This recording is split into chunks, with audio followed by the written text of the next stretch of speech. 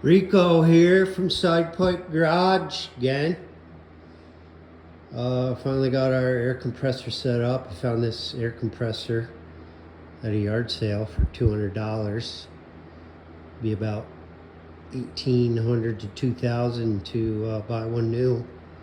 This one grew up in a wood shop and was lightly used. I did a little research on the internet, YouTubed air drying, and this was a common suggestion to run a few loops. I used 3/4 inch PEX. I have it tied in right there, and I have a bottom drain teed off as water reservoir so that warm air goes in, moisture laden, and as it travels through the loops, obviously it cools slightly and condenses and runs to the bottom leg of the tee. I wish I could tell you what company I got this from because I'm happy with it. It's just a hobby operation here, really. Pretending to be professionals. We're not, but we're enthusiastic. I found this, actually used Amazon for the information, and then I called the company direct, and maybe in the next video I'll think ahead and have the name of the manufacturer on this. But it's small, as you can see the size of my hand there. Oil separator, water separator, and desiccant air dryer and pressure regulator. Automatic drain on the water section, and I think it was $180 complete. Piped it in there. You know, right now I'm DA sanding on my 78 van. I set up a makeshift tent booth here, paint booth, out of a couple tarps, and I just have a box fan in one of my garage door windows. Here's the 78 Shorty. She's pretty ugly right now. We're calling this Blurple. Another video, I'm going to feature the company that I got the paint from. Again, I apologize for not having all the information. I wasn't even intending on showing that. But here's what happened. I ordered this, which resembles Le Mans Blue from like 1969, 1970 GM color. And they sent Blurple. My van was up at my buddy's shop. I drop shipped the paint to him. He started painting the van. He was sending me videos, pictures. And I was asking, is that blue or purple? I couldn't tell if it was his phone, if it was the lighting, what the situation was, but it didn't look like Le Mans Blue to me. This is what we ended up with, Blurple. So that's coming off. So I'm working, you know, 2, 3, 4 hours at a time running the compressor. Back to my point, the small reservoir of the desiccant, there's my vent, and it exhausts this room pretty well. I have, let's see, 12-foot ceilings in here. This is space that I've cordoned off is 20 by 24. And this is where we're going to re-prep and paint the van. Back to the air dryer. So in about 3 to to 4 hours. 4 hours is probably a stretch. I probably don't really run this 4 hours. But the beads are ready to be changed or dried. I put these in a china bowl, put them in the microwave for about 3 minutes. Be amazed how much water comes out of that. Then I stir them up in the bowl. I pull it out, let them cool off a little bit, stir them up in the bowl, wipe the inside of the microwave down, because I mean it releases a lot of moisture. The microwave actually is dripping wet after the first cycle. Wipe the microwave down, and I'm just using just a, you know, cheap. Got this at Aubuchon's, I think. Actually, Nick brought us this for the shop. Here's our little break area.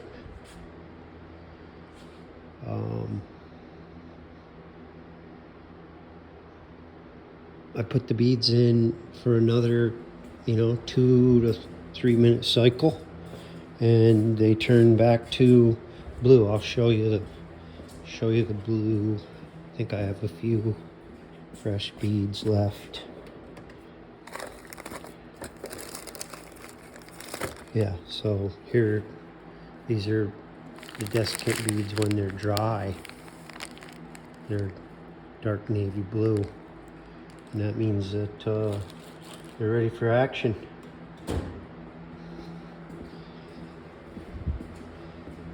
So I haven't drained this yet. I just use this compressor, I'd say, you know, maybe about 2 hours. I just recently changed the oil. Actually, it was yesterday. And for 200 bucks. Thing's awesome. It does what I need it to do. So I'm gonna release this and show you how much water this captures in about 2 hours time.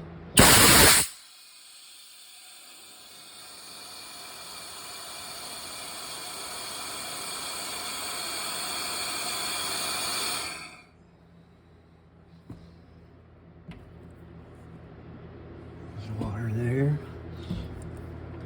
There's water there.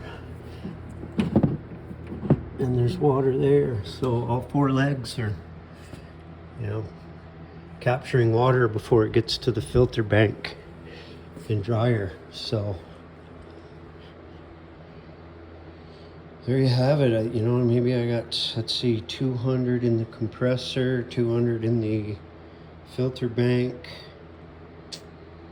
Most of the specs I just had, I guess at some point I paid for it, but probably all together, parts, fittings,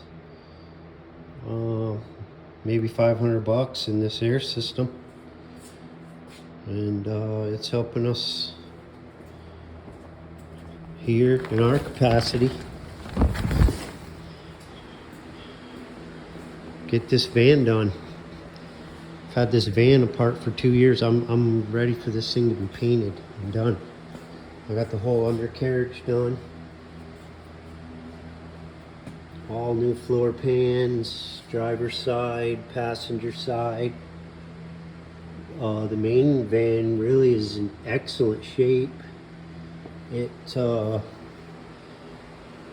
originally was came from Salt Lake City, and then I think it lived pretty much its whole life here in northern New York. So all of these panels, all the fender pieces, the bottoms of the doors, bottom of the main cargo door, rear fender pieces, my buddy Brian cut all those off, and that is all put back new.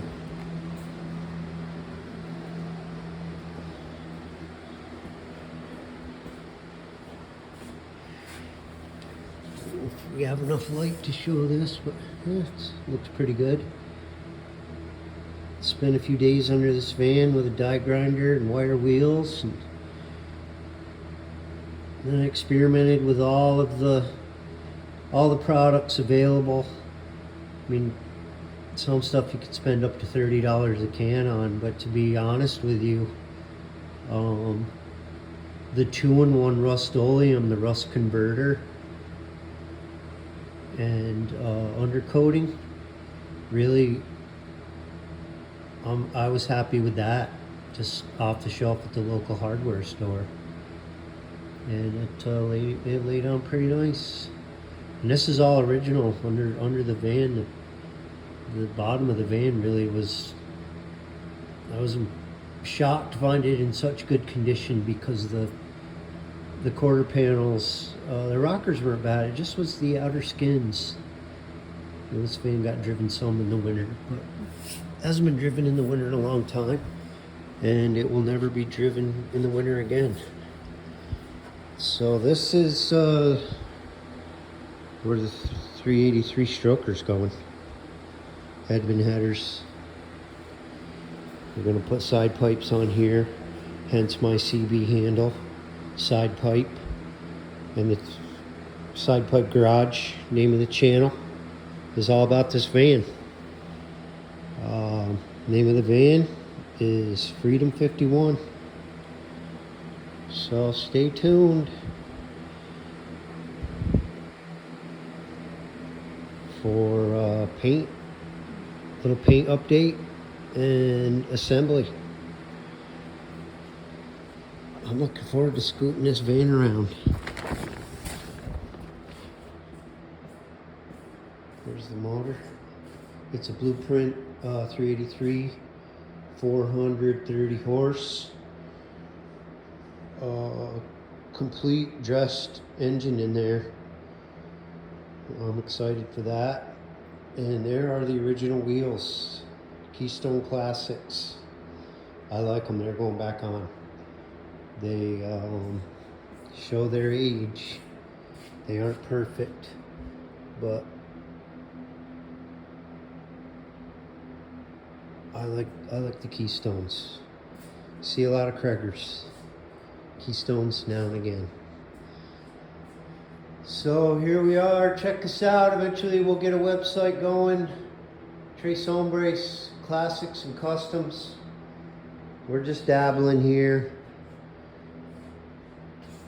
There's a 66 Ford FE, not a Y, it's an FE 390. My buddy's learned a lot about FEs in the last couple years, so he's going to rebuild that. And this is our garage. We just, like I said, keep it simple. These cabinets, these upper cabinets here, belong to my buddy Ron McCaslin, who in the 70s, 80s, and 90s was pretty renowned for custom van interior work. He was an amazing upholsterer. He had a van back in the day named Nighty Night. It made some of the vanning magazines. I remember that van when I was, in my teens in Saranac Lake, and really a standout job on that van. And his son has the van now, and he has made some changes to it. I can't remember the name of it. Dragon Slayer or something along there. He takes it to all the van nationals. It's out there. Jeff McCaslin's his name, and I'm going to be calling on him soon. He's had quite a few vans apart, and this is my first one, so I'm excited for firing up that 383 stroker and laying some rubber in FREEDOM51. Okay, far out. Ta-ta for now. SidePipe Garage, Tres Hombres Classics and Customs.